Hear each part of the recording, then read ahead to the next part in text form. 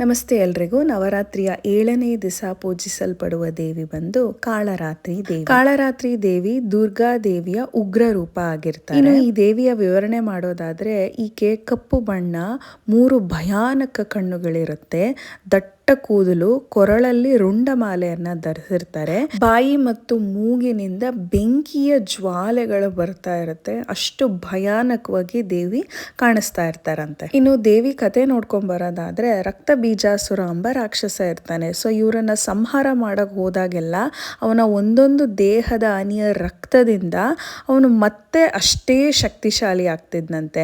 So ಈತನ್ನ ಸಂಹಾರ ಮಾಡೋದಕ್ಕೆ ದೇವಿ ಬಂದು ರಕ್ತ ಬೀಜಾಸುರನ ರಕ್ತವನ್ನ ಕುಡಿದು ವಿನಾಶಗೊಳಿಸ್ತಾಳೆ.